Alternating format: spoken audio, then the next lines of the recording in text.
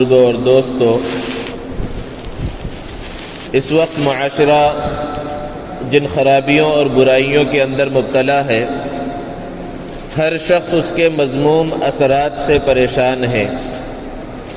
ہر شخص کی زبان پر یہ بات ہے کاش کہ وہ پرانے لوگوں کا دور دوبارہ لوٹ کر آ جائے، جس کے اندر اچھے اخلاق تھے، اچھے کردار تھے، لوگوں کے درمیان محبتیں تھیں۔ کاش کہ وہ زمانہ لوٹ کر آ جائے۔ ہر شخص کی زبان پر یہ بات ہے۔ دوستو، معاشرے کا یہ بگاڑ اور یہ خرابی خود بخود پیدا نہیں ہوئی، بلکہ معاشرے کے اس بگاڑ کے اندر ہمارا بھی حصہ ہے، ہم بھی اس کے ذمہ دار ہیں۔ اگر مسلمانوں نے اپنے بچوں کو اور اپنی اولاد کو اس تعلیم اور تربیت سے آراستہ کیا ہوتا جس تعلیم اور تربیت سے ہمارے آباء و اجداد نے اپنے بچوں کو کیا تھا، جو اخلاق و کردار انہوں نے اپنے بچوں کو سکھلائے تھے، اگر آج کے مسلمانوں نے اپنے بچوں کو وہ اخلاق اور کردار سکھلائے ہوتے تو پھر زبان پر اس شکوے کی ضرورت نہ ہوتی۔ لیکن معاشرے کے اندر چاہے جتنی بیماریاں پیدا ہو جائیں، جتنی خرابیاں پیدا ہو جائیں، ہر خرابی کو دور کرنا ممکن ہے، اور معاشرے کو پھر وہ جنت نظیر معاشرہ بنا دینا بھی ممکن ہے، بشرط یہ ہے کہ قرآنی دارالشفا کی طرف رجوع کیا جائے اور اس یقین کو دل کے اندر بٹھا لیا جائے کہ قرآن مجید کے اندر آج بھی ہر بیماری کا علاج موجود ہے۔ معاشرے کے اندر پھیلنے والی ہر بیماری کا علاج موجود ہے، بس قرآن کے احکام کو سچے انداز میں پکڑ لیا جائے اور اس پر عمل کرنے کی کوشش کر لی جائے۔ معاشرے میں جو بگاڑ پیدا ہوا ہے ان میں سے ایک بڑا بگاڑ نوجوانوں کی طرف سے، بچوں کی طرف سے اور بڑوں کی طرف سے اپنے والدین کی نافرمانی ہے، والدین کی باتوں کا نہ ماننا ہے، ان کے ادب اور احترام کا نہ کرنا ہے، اور انہیں جو مقام و مرتبہ دینا چاہیے اور جو شریعت مطہرہ نے دیا ہے وہ مقام و مرتبہ نہ دینا آج کے معاشرے کی ایک اہم برائی، اہم خرابی ہے۔ جبکہ قرآن مجید میں اللہ رب العزت نے فرمایا وَقَضَىٰ رَبُّكَ أَلَّا تَعْبُدُوا إِلَّا إِيَّاهُ وَبِالْوَالِدَيْنِ إِحْسَانًا۔ اس آیت میں اللہ رب العزت نے دو چیزیں بیان فرمائی ہیں، ایک توحید کو بیان فرمایا اور ایک ادب کو بیان فرمایا۔ اور ایک مسلمان کی شان یہ ہوتی ہے کہ وہ توحید کی آڑ لے کر کسی کی بے ادبی نہیں کرتا، اور ادب کی آڑ لے کر اللہ کی شان میں کسی اور کو شریک نہیں کرتا، اللہ کی ذات و صفات میں کسی اور کو شریک نہیں کرتا۔ یہاں پر اللہ رب العزت نے انسان کی تخلیق کا جو بنیادی مقصد ہے اس کو بیان فرمایا کہ اللہ کی عبادت یہ تمہاری تخلیق کا بنیادی مقصد ہے، تمہیں پیدا کیے جانے کا یہ بنیادی مقصد ہے۔ اور پھر فوراً بعد والدین کے ساتھ حسن سلوک کو بیان فرمایا۔ اور قرآن مجید میں متعدد مقامات ایسے ہیں جہاں اللہ رب العزت نے اپنی عبادت کا حکم دیا تو وہیں فوراً بعد والدین کے ساتھ حسن سلوک کا بھی حکم دیا، ان کی اطاعت اور فرما برداری کا بھی حکم دیا۔ اس سے والدین کی اہمیت، والدین کے مقام اور مرتبے کا پتہ چلتا ہے۔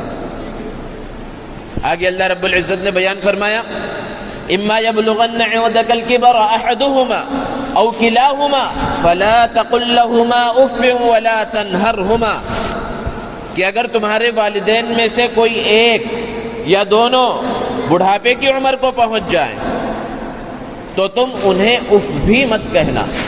علماء نے بیان فرمایا کہ اگر کسی کو تکلیف پہنچانے کے لیے اف سے کم درجہ بھی کوئی ہو سکتا ہے تو والدین کو وہ بھی کہنا درست نہیں ہے۔ بڑھاپا بسا اوقات ایسا ہوتا ہے کہ انسان کے اندر چڑچڑاپن پیدا ہو گیا تو ہو سکتا ہے تمہارے والدین کی زبان سے کچھ ایسے الفاظ نکلیں جو تمہیں پسند نہ آئے۔ نوجوان خون ہے اور جوانی کی اکڑ کے اندر کہیں والدین کی کوئی بات پسند نہ آئے اور اس کے اوپر انہیں جھڑک دے، اس سے سختی سے اللہ رب العزت نے منع فرمایا اور فرمایا وَلَا تَنْهَرْهُمَا، کبھی جھڑکنا نہیں، وَقُلْ لَهُمَا قَوْلًا كَرِيمًا، ان کے ساتھ بہت اچھے سے، بہت نرمی کے ساتھ بات کرنا۔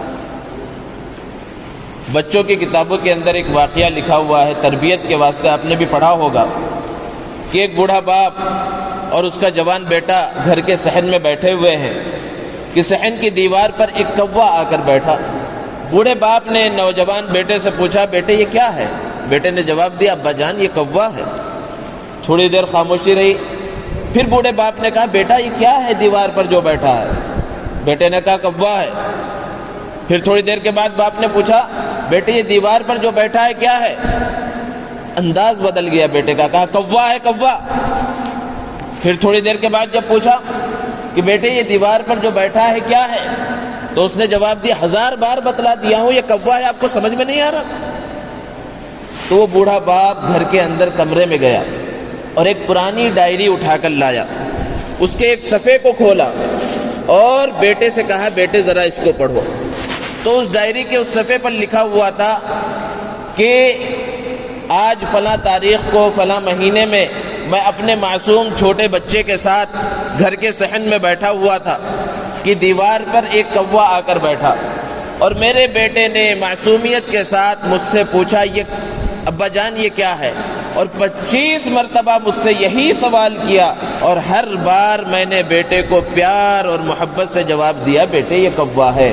اور جب میرا بیٹا مجھ سے پوچھتا ابا جان یہ کیا ہے، تو محبت کے اندر اضافہ ہوتا، اپنائیت کے اندر اضافہ ہوتا، اور میں جواب دیتا چلا جاتا۔ یہ ہے باپ اور بیٹے کا فرق۔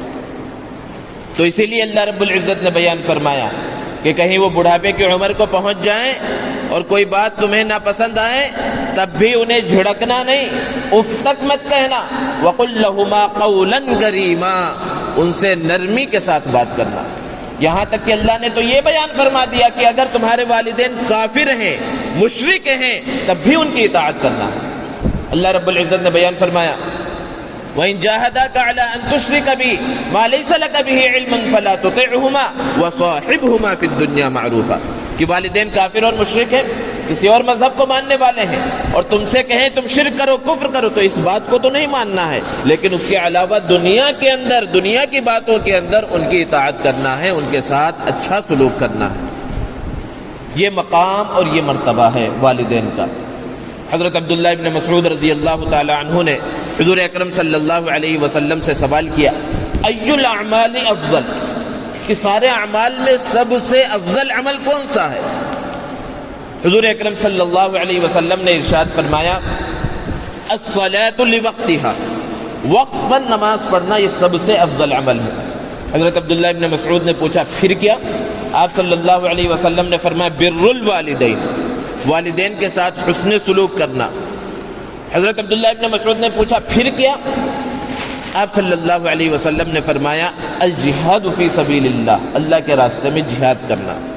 دوستو، صحابہ کرام رضوان اللہ تعالی علیہ مجمعین کے دلوں کے اندر ایک تڑپ تھی، ایک لگن تھی کہ وہ اللہ کے رسول صلی اللہ علیہ وسلم سے پوچھ کر معلوم کر کے کہ کس عمل کے اندر زیادہ ثواب ہے، کون سا عمل افضل ہے، اللہ کے رسول صلی اللہ علیہ وسلم سے پوچھا کرتے تھے، اور آپ صلی اللہ علیہ وسلم انہیں بتلاتے۔ اور پوچھنے کا مقصد کیا ہوتا؟ تاکہ ہماری زندگیوں کے اندر وہ عمل آ جائے۔ اور آج ہمارا حال کیا ہے؟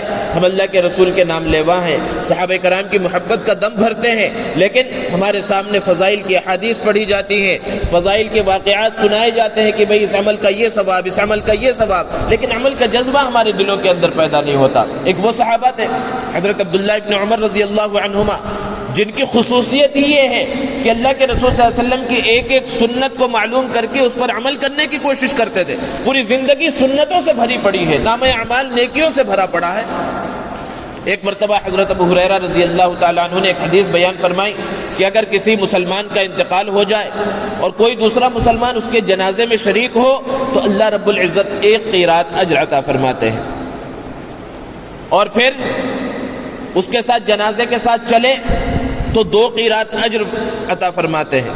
کوئی تدفین کے اندر بھی شریک ہو جائے تو 3 قیرات اجر عطا فرماتے ہیں۔ قیرات اس زمانے کا ایک وزن تھا، جیسے آج کلو یا دوسری چیزیں اوزان ہوتے ہیں وزن کرنے کے، لیکن دوسری حدیث میں اللہ کے رسول صلی اللہ علیہ وسلم نے فرمایا کہ جنت کا جو قیرات ہوگا وہ 1 قیرات احد پہاڑ سے بڑا ہوگا، یعنی اتنی نیکیاں ملیں گی۔ تو جب یہ حدیث انہیں پتہ چلی افسوس کرنے لگے۔ لوگوں نے پوچھا آپ کس بات پر افسوس کر رہے ہیں؟ تو انہوں نے کہا یہ حدیث مجھے پہلے معلوم نہیں تھی، میں نے پتہ نہیں کتنے قیرات اجر ضائع کر دیے، اگر پہلے سے معلوم ہوتا تو لوگوں کی جنازوں کے اندر اور زیادہ میں شریک ہوتا اور نیکیاں حاصل کرنے کی کوشش کرتا۔ یہ فکر، یہ لگن ان صحابہ کرام کی تھی جن کی زندگی سنتوں سے بھری پڑی ہے، اللہ کے رسول صلی اللہ علیہ وسلم کی ایک ایک سنت پر عمل کرنے والے ہیں۔ تو صحابہ اس انداز میں اللہ کے رسول صلی اللہ علیہ وسلم سے پوچھا کرتے تھے کون سا عمل افضل ہے، الگ الگ صحابہ نے الگ الگ موقعوں پر پوچھا، سوال ایک ہے لیکن اللہ کے رسول صلی اللہ علیہ وسلم کے جواب مختلف ہیں۔ بظاہر تضاد نظر آتا ہے کہ ایک ہی سوال ہے کہ کون سا عمل افضل، کون سا عمل پسندیدہ، لیکن اس کے جواب میں اللہ کے رسول صلی اللہ علیہ وسلم نے الگ الگ صحابہ کو الگ الگ باتیں بیان فرمائی۔ حقیقت میں کوئی تضاد نہیں۔ اللہ کے رسول صلی اللہ علیہ وسلم سوال کرنے والے کو دیکھتے کہ سوال کرنے والا کون ہے، اس کے اندر جس چیز کی کمی دیکھتے اس چیز کو اس کے واسطے افضل قرار دیتے۔ اگر کسی شخص کے بارے میں دیکھتے کہ یہ والدین کا بھی اچھے سے فرما بردار ہے، جہاد کا جذبہ بھی اس کے اندر ہے، لیکن نماز وقت پر نہیں پڑھتا، اس کے لیے کہتے تمہارے لیے وقت پر نماز پڑھنا سب سے افضل عمل ہے۔ کسی کو والدین کے ساتھ حسن سلوک، اس کو سب سے افضل عمل قرار دیتے، کسی کے لیے جہاد سب سے افضل عمل قرار دیتے۔ تو یہاں پر اللہ کے رسول صلی اللہ علیہ وسلم نے فرمایا الصلاۃ لوقتها، وقت پر نماز پڑھنا سب سے افضل عمل ہے۔ دوسرے نمبر پر بر الوالدین، والدین کے ساتھ حسن سلوک کرنا۔ جہاد کا مقام و مرتبہ تیسرے نمبر پر رکھا اللہ کے رسول صلی اللہ علیہ وسلم نے۔ حالانکہ جہاد کا کیا مقام و مرتبہ ہے اللہ کے رسول صلی اللہ علیہ وسلم نے بیان فرمایا، قرآن میں اللہ نے بیان فرمایا ہے کہ جہاد میں کوئی شریک ہو اور پھر اس کے اندر وہ شہادت کے مقام و مرتبے کو پالے تو تم انہیں مردہ مت کہو، وہ زندہ ہے، اللہ کی طرف سے انہیں روزی دی جاتی ہے۔ اور اللہ کے رسول صلی اللہ علیہ وسلم نے فرمایا جب جنتی جنت میں چلے جائیں گے تو جنت میں ایسی ایسی عظیم نعمتیں ہوں گی کہ کوئی واپس دنیا میں آنے کی خواہش نہیں کرے گا، لیکن شہید کی یہ خواہش ہوگی کہ میں دوبارہ دنیا کے اندر بھیجا جاؤں اور دوبارہ شہادت کے مقام کو حاصل کر لوں، کیونکہ وہ بہت بڑا مقام ہے، بہت مزے کی چیز۔ اللہ کے رسول صلی اللہ علیہ وسلم نے خود بیان فرمایا کہ میرا دل چاہتا ہے کہ مجھے اللہ کے راستے میں شہید کر دیا جائے، ثم احیا ثم اقتل ثم احیا ثم اقتل، پھر مجھے زندہ کیا جائے، پھر مجھے شہید کیا جائے، پھر مجھے زندہ کیا جائے، پھر مجھے شہید کیا جائے۔ اتنا بڑا مقام و مرتبہ جہاد کا اور شہادت کا، لیکن والدین کے ساتھ حسن سلوک کو اس سے بھی پہلے مقام پر اللہ کے رسول صلی اللہ علیہ وسلم نے بیان فرمایا۔ ایک صحابی دوڑتے ہوئے اللہ کے رسول صلی اللہ علیہ وسلم کے پاس آئے اور عرض کیا اللہ کے رسول یہ جہاد کے واسطے جو لشکر روانہ ہو رہا ہے، جو فوج روانہ ہو رہی ہے، میں بھی اس کے اندر شامل ہوں گا، اور اس جہاد میں شامل ہونے کا مقصد صرف اور صرف اللہ کی رضا ہے، اللہ کو راضی کرنے کے واسطے، اللہ کو خوش کرنے کے واسطے میں اس میں شریک ہونا چاہتا ہوں۔ آپ صلی اللہ علیہ وسلم نے پھر سوال کیا کیا صرف اللہ کی رضا مقصد ہے؟ انہوں نے کہا صرف اللہ کی رضا مقصد ہے۔ پھر سوال کیا گھر میں تمہارے والدین ہیں؟ اس صحابی نے جواب دیا ہاں اللہ کے رسول بوڑھے والدین گھر کے اندر موجود ہیں۔ آپ صلی اللہ علیہ وسلم نے فرمایا فَفِيهِمَا فَجَاهِدْ، ان دونوں کے اندر جا کر جہاد کرو، یعنی ان کی خدمت کرو، تمہیں جہاد کا ثواب ملے گا۔ اسی طرح کا اور ایک واقعہ منقول ہے، اللہ کے رسول صلی اللہ علیہ وسلم کے پاس ایک صحابی آئے اور عرض کیا اللہ کے رسول میرے دل کے اندر جہاد کا اتنا شوق ہے کہ اپنے والدین کو گھر میں روتا ہوا چھوڑ کر آیا ہوں، میرے والدین مجھے جانے کی اجازت نہیں دے رہے تھے کیونکہ انہیں خدمت کی ضرورت ہے، وہ ضعیف ہیں، بوڑھے ہیں، لیکن جہاد کا جذبہ اتنا میرے دل کے اندر تھا کہ انہیں روتا ہوا میں چھوڑ کر آپ کی خدمت میں حاضر ہو گیا ہوں، مجھے لشکر میں شامل کیجیے اور جانے کی اجازت دیجیے۔ اللہ کے رسول صلی اللہ علیہ وسلم نے فرمایا اچھا والدین کو گھر میں روتا ہوا چھوڑ کر آئے ہو، جس طرح انہیں روتا ہوا چھوڑ کر آئے جاؤ واپس انہیں ہنساؤ اپنی خدمت کے ذریعے۔ اور حضرت اویس قرنی رحمۃ اللہ علیہ کے واقعے سے کون سا مسلمان ناواقف ہے؟ یمن کے رہنے والے ہیں، اللہ کے رسول صلی اللہ علیہ وسلم کے زمانے میں موجود ہیں۔ ذرا غور کیجئے، تصور کیجئے کون سا مسلمان ایسا ہوگا جو اللہ کے رسول صلی اللہ علیہ وسلم کے زمانے میں موجود ہو اور اللہ کے رسول صلی اللہ علیہ وسلم سے ملاقات کی خواہش اس کے دل کے اندر نہ ہو، جبکہ آج اس 1400 سال کے زمانے کے گزرنے کے بعد اس گئے گزرے دور میں ادنا سے ادنا مسلمان کے دل کے اندر مدینے کی اور روضے رسول کی زیارت کی خواہش تڑپتی رہتی ہے، مچلتی رہتی ہے۔ اللہ کے رسول صلی اللہ علیہ وسلم باحیات ہو، اللہ کے رسول صلی اللہ علیہ وسلم کے زمانے میں کوئی شخص باحیات ہو تو ملاقات کا کیسا جذبہ نہیں ہوگا۔ اللہ کے رسول صلی اللہ علیہ وسلم کو ایک خط لکھا کہ اللہ کے رسول میرے دل کے اندر آپ سے ملاقات کی بہت خواہش ہے، میں آپ سے یمن سے سفر کر کے مدینہ المنورہ ملاقات کے واسطے آنا چاہتا ہوں، لیکن میری والدہ بہت ضعیف ہے، بیمار رہتی ہیں، میری ضرورت ہے انہیں خدمت کی، آپ بتائیے میں کیا کروں۔ اللہ کے رسول صلی اللہ علیہ وسلم کے پاس جب خط پہنچا آپ صلی اللہ علیہ وسلم نے انہیں واپس خط لکھا کہ یہاں آنے کی ضرورت نہیں ہے، وہیں پر رہو، اپنی والدہ کی خدمت کرو۔ آج کے زمانے کے ہم جیسے کوئی لوگ ہوتے تو ہزار تعویلیں کر لیتے کہ بھئی والدہ کی خدمت کوئی اور بھی کر لے گا، پھر کر لی جائے گی، رسول کی زیارت کہاں نصیب ہوگی۔ لیکن وہ تھے کہ اللہ اور رسول کے حکم کے آگے سب چیز قربان ہے، اور دین کی حقیقت یہی ہے، اپنی خواہشات پر چلنے کا نام دین نہیں ہے، اللہ اور اس کے رسول کے فرمان پر چلنے کا نام دین ہے۔ دل کے اندر خواہش ہے کہ میں ہمیشہ صف اول میں نماز پڑھوں گا، تکبیر تحریمہ میری فوت نہیں ہوگی، بہت اچھی چیز ہے اور بڑا مقام و مرتبہ ہے، لیکن حالات کو بھی دیکھنا چاہیے۔ گھر کے اندر والدین سخت بیمار ہیں، والدین کو تیمارداری کی ضرورت ہے، حالات ایسے ہیں کہ 1 منٹ کے واسطے بھی ان سے جدا نہیں ہوا جاتا، لیکن بیٹے کا حل کیا ہے؟ نہیں، پہلی صف میں اذان سے پہلے آ کر پہلی صف کے اندر بیٹھ رہا ہے۔ تو یہ دین پر عمل نہیں ہے، یہ اپنی خواہشات پر عمل ہے۔ ایسے موقع پر اللہ کا فرمان اور رسول اکرم صلی اللہ علیہ وسلم کا فرمان یہ ہے، والدہ کی خدمت کرو، والدین کی خدمت کرو، اور نماز کا جب بالکل وقت ہو جائے اس وقت مسجد میں آؤ، چاہے تمہاری پہلی صف چھوٹ جائے۔ یہ ہے اصل دین۔ تو وہ دین پر عمل کرنے والے تھے، ہم خواہشات پر عمل کرتے ہیں۔ تو حضرت اویس قرنی رحمۃ اللہ علیہ، اللہ کے رسول صلی اللہ علیہ وسلم کا پیغام پہنچا، نہیں آئے زیارت کے واسطے، یہاں تک کہ اللہ کے رسول صلی اللہ علیہ وسلم دنیا سے پردہ فرما گئے اور آپ صلی اللہ علیہ وسلم سے ملاقات نہ ہو سکی۔ آپ صلی اللہ علیہ وسلم سے ملاقات پر ہی شرف صحابیت کا دار و مدار ہے۔ آپ سے ملاقات ہوتی تو وہ صحابی ہوتے ہیں، ہم انہیں رضی اللہ عنہ کہتے ہیں، لیکن رحمۃ اللہ علیہ ہم کہتے ہیں۔ کیوں؟ کیونکہ صحابیت کا مقام چھوٹ گیا، صحابیت کا مقام انہیں نہیں ملا۔ اور کتنا بڑا مقام ہے صحابیت کا۔ حضرت عبداللہ ابن مبارک رحمۃ اللہ علیہ سے کسی نے سوال کیا، ذرا مجھے یہ بتلائیے کہ حضرت عمر ابن عبدالعزیز رحمۃ اللہ علیہ زیادہ افضل ہے یا حضرت امیر معاویہ رضی اللہ تعالی عنہ زیادہ افضل ہے؟ صحابہ میں سے ایسی شخصیت کا انتخاب کیا جن کے بارے میں لوگوں نے طرح طرح کی باتیں مشہور کر رکھی ہیں، اور لوگ شک میں مبتلا ہیں کہ انہیں رضی اللہ عنہ کہا جائے یا نہ کہا جائے، جبکہ اللہ کے رسول صلی اللہ علیہ وسلم کی زبان مبارک سے ان کے فضائل منقول ہیں۔ تو صحابہ میں سے ایک ایسی شخصیت کا انتخاب کیا جن کے بارے میں لوگوں نے طرح طرح کی باتیں مشہور کر رکھی ہیں، اور بعد کے لوگوں میں سے ایک عظیم خلیفہ کا نام منتخب کیا، حضرت عمر ابن عبدالعزیز رحمۃ اللہ علیہ۔ بڑے جلیل القدر خلیفہ تھے، ان کے زمانے میں عدل و انصاف بہت پھیلا ہوا تھا، جنہیں عمر ثانی کہا جاتا ہے، سیکنڈ عمر۔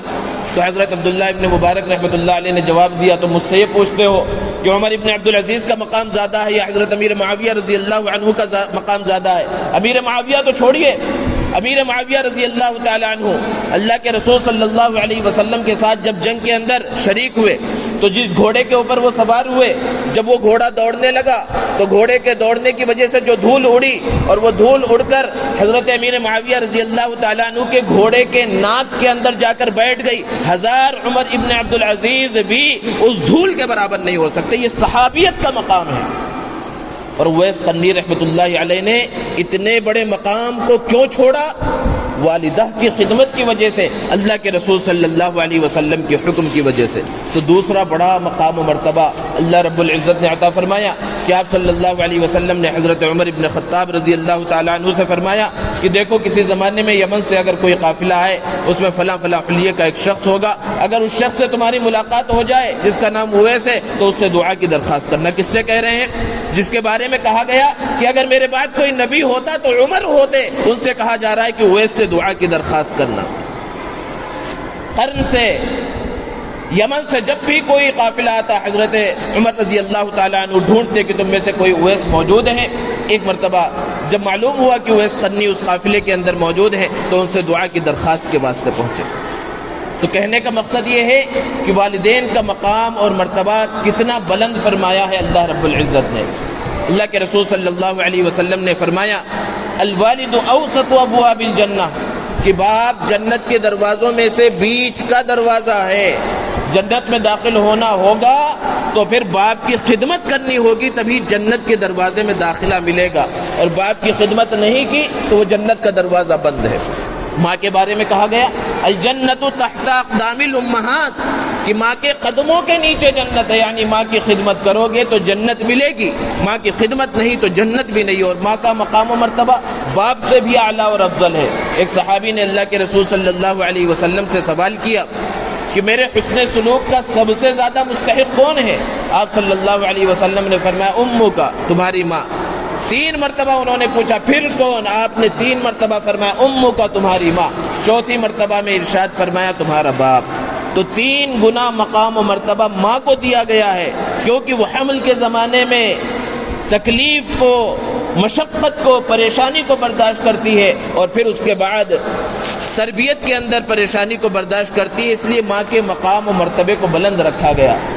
عزت، احترام، خدمت ماں کی زیادہ ہے، اور دل کے اندر ادب جو ہے وہ باپ کا زیادہ ہونا چاہیے، کیونکہ ایک فطری چیز ہے کہ باپ کے رعب کی وجہ سے، باپ کے ڈر کی وجہ سے، احترام کی وجہ سے بہت سی مرتبہ اولاد اپنے باپ کے سامنے دل کھول کر ساری باتیں نہیں رکھ پاتی، لیکن والدہ کے سامنے ساری باتیں وہ آرام سے بیان کر سکتے ہیں۔ تو ہر ایک کے مقام و مرتبے کو الگ الگ اللہ رب العزت نے رکھا ہے۔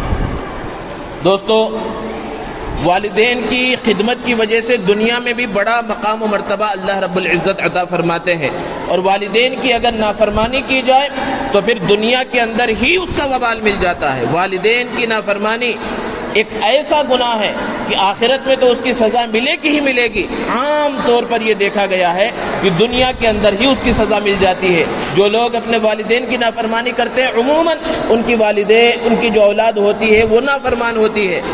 ایک واقعہ کتابوں کے اندر لکھا ہوا ہے، اور آج تو یہ حالات جگہ جگہ پر دیکھنے کو مل رہے ہیں۔ مسلمانوں میں کم ہے، غیروں میں زیادہ، لیکن مسلمانوں کے اندر بھی یہ وبا آ رہی ہے۔ جگہ جگہ پر اولڈ ایج ہوم بن چکے ہیں کہ والدین بوڑھے ہو گئے تو اب یہ کسی کام کے نہیں ہے، گھر کے اندر کون ان کی خدمت کرے گا، ایسی جگہوں پر لے جا کر چھوڑ دے رہے ہیں۔ اس سے بڑی بدقسمتی، اس سے بڑی بد نصیبی کیا ہوگی؟ اللہ کے رسول صلی اللہ علیہ وسلم کی اس حدیث مبارکہ کو آپ نے بارہا سنا ہوگا کہ آپ صلی اللہ علیہ وسلم جمعہ کے خطبے کے واسطے تشریف لائے، اور آپ صلی اللہ علیہ وسلم نے منبر کی پہلی سیڑھی پر قدم رکھا تو فرمایا آمین، دوسری سیڑھی پر قدم رکھا تو فرمایا آمین، تیسری سیڑھی پر قدم رکھا تو فرمایا آمین، پھر خطبہ دیا، خطبے سے فارغ ہوئے۔ بعد میں صحابہ نے پوچھا اللہ کے رسول آپ نے ایک ایسا عمل کیا جو پہلے نہیں کیا تھا، وجہ کیا ہے؟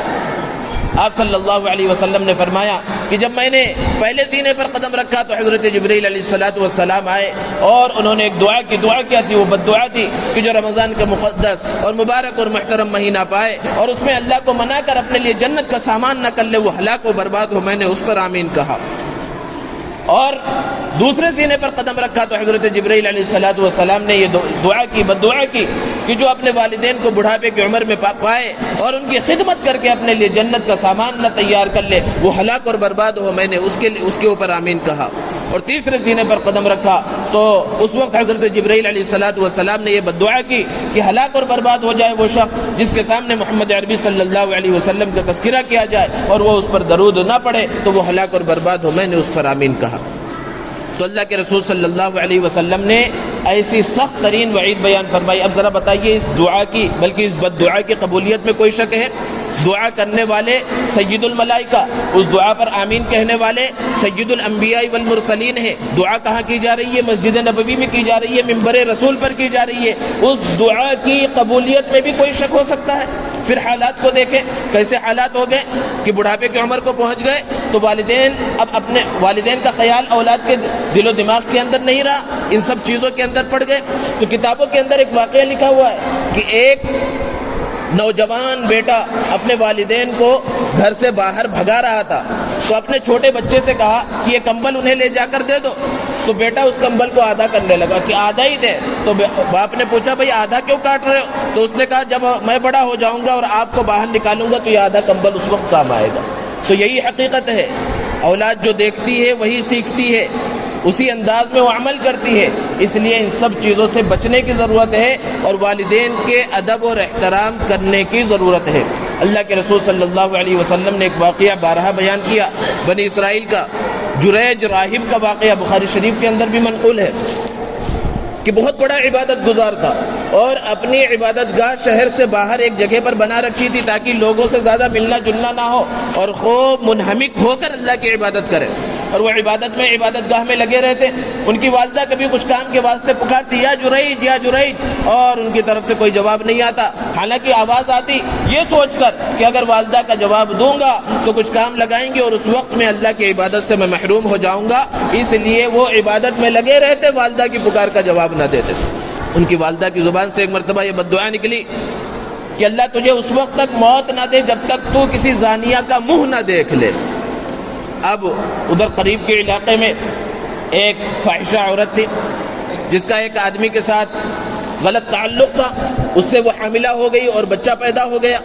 اب لوگوں نے پوچھنا شروع کیا کہ یہ بچہ کس کا ہے، تو اپنے عاشق کو بچانے کے واسطے، کیونکہ شادی ہوئی نہیں تھی، عاشق کو بچانے کے واسطے جریج راہب کا نام لے لیا، اس عبادت گزار کا نام لے لیا کہ اس بچے کا باپ یہ ہے۔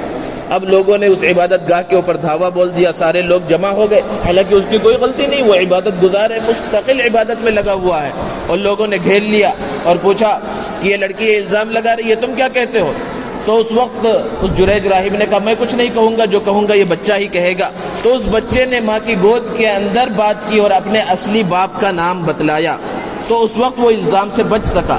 والدہ نے بد دعا دی تھی کہ جب تک موت نہیں آئے گی، جب تک زانیہ کا منہ نہ دیکھ لے، اگر یہ بد دعا دیتی کہ زنا میں مبتلا ہو جائے تو اس میں بھی مبتلا ہو جاتا۔ ایک بڑے عبادت گزار کے اوپر اتنا بڑا الزام لگ جانا ہی بہت بڑی بات تھی، اور لوگوں کا اس طرح گھیر کر اس کو گھر سے اور عبادت گاہ سے باہر نکال لینا ہی بہت بڑی بات تھی۔